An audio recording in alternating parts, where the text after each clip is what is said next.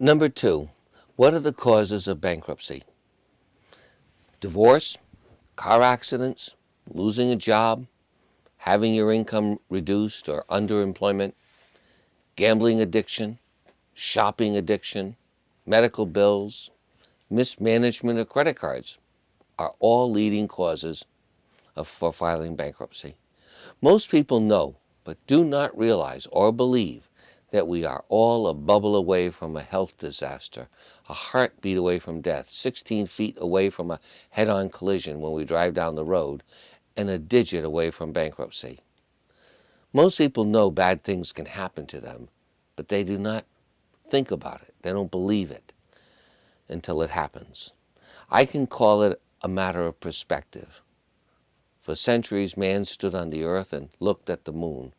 But recently, man has stood on the moon and looked at the earth.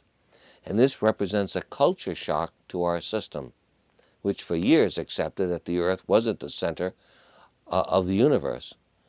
But to actually stand on the moon and see the earth delicately hanging in the balance is actually shocking to our everyday accepted but never really believed notion that we aren't the center of the universe. Many people see the word bankruptcy and they think failure. However, you can see the word bankruptcy and think fresh start. It's a matter of perspective. Where are you standing? Some people come to me and say that they are so poor they have nothing. And then I ask these same people, how is your health?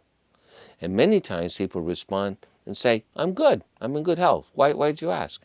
And I respond that there's an old Irish expression which goes like this: before the wealth of kings, may God grant you good health. Again, it depends on your perspective. Where are you standing? There was a young couple who had a baby. Mother developed toxemia and had to spend a month at Yale, New Haven. They had $100,000 in medical coverage for the birth. The medical bill came to $250,000. The insurance company paid the $100,000, but they still owed $150,000. You own rental property and the real estate market crashes.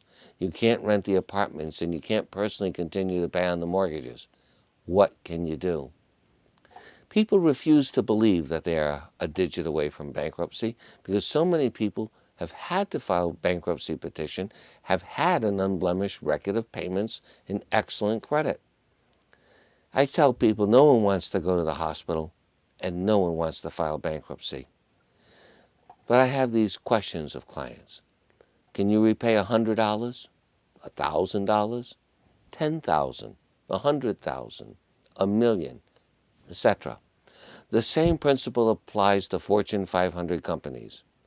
We just don't want to believe our vulnerability or frailty. Get a new perspective, I tell clients. Stand on the moon and look at the earth.